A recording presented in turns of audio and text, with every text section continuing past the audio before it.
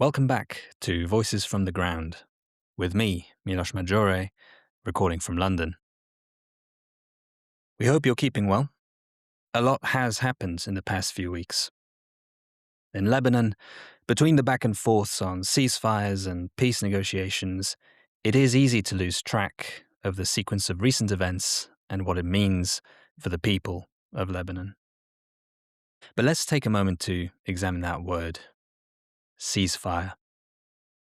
It gets thrown around so much these days, whether in Iran, in Lebanon, or Ukraine. The act of ceasing hostilities and offensive actions. Now, that should come as a relief to all parties involved, right? And yet, the word starts to lose its meaning if the actions on the ground go against that very definition. Take the 5th of May, for example. A mere 4 days ago, Israel conducted a strike on Beirut in the city's southern suburbs. The strikes then resulted in retaliatory strikes by Hezbollah against Israeli soldiers. Those soldiers then in turn put out new evacuation orders in several villages north of the Litani River in the south of Lebanon. And so that cycle continues.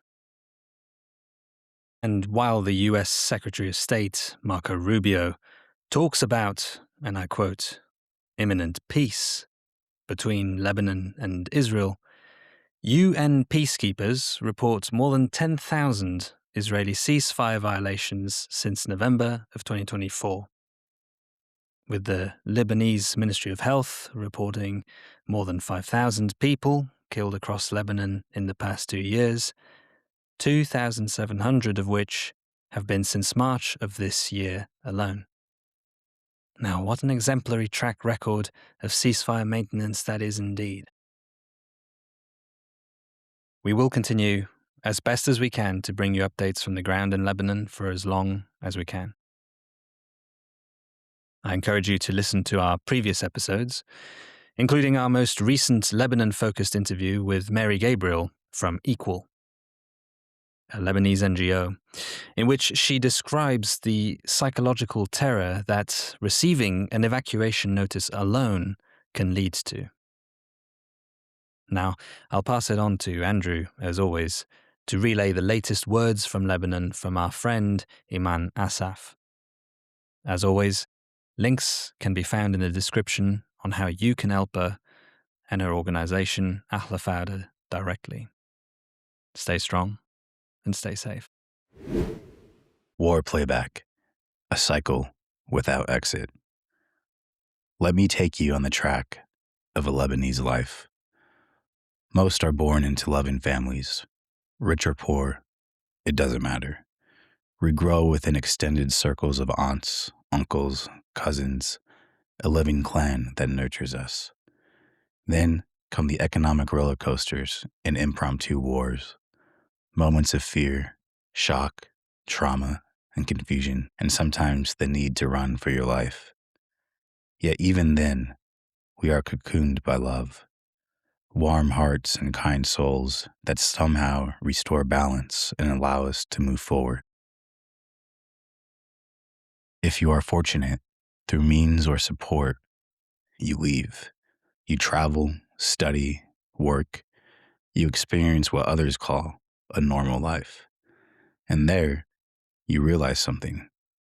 You speak from depth, from lived intensity, while others speak of what feels trivial, though to them, it is simply life. You learn to adapt, to fit into that rhythm, and for a while, you feel settled, mind and soul. But something always lingers, the news, the dark hours unfolding back home. You smile, you function, you blend into a new normal, yet you are never fully at rest. The cocoon of love keeps memories alive and anchors you to home. You can never truly walk away. And so, with time, you return, by choice or by circumstance. You still belong, but it is no longer the same.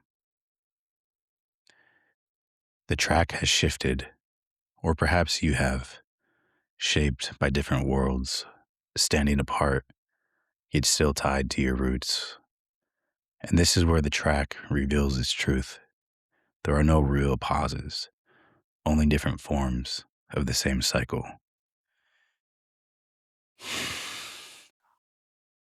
War and ceasefire are no longer interruptions. They become part of your track, shaping your journey with everything they carry.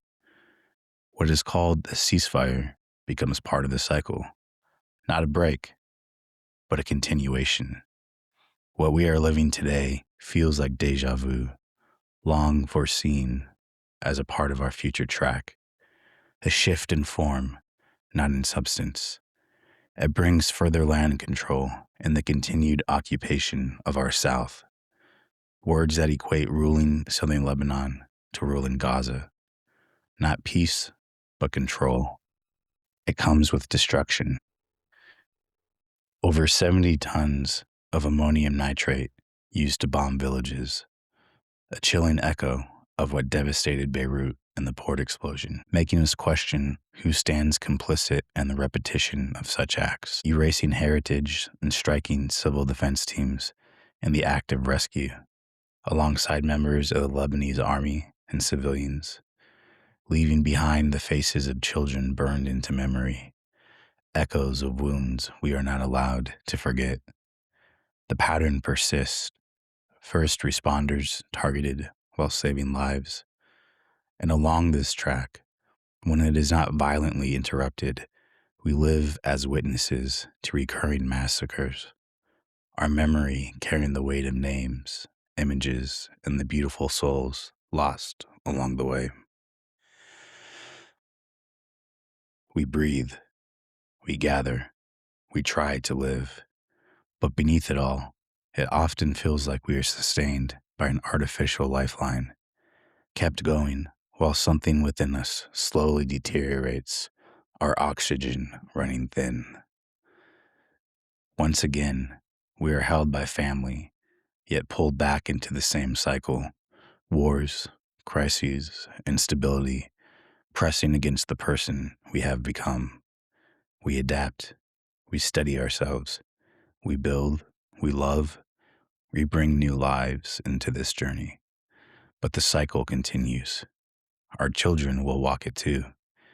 Different circumstances, same rhythm, the same track. At what point do we stop searching for explanations and start facing what is happening? This is not politics.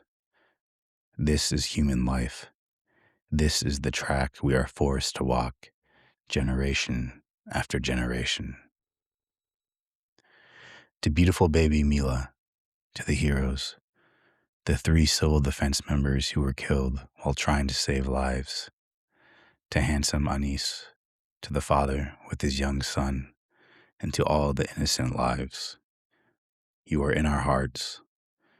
We will carry your names and your stories along our track of life with love, remembrance, and prayers for all the beautiful souls gone, yet forever present within us.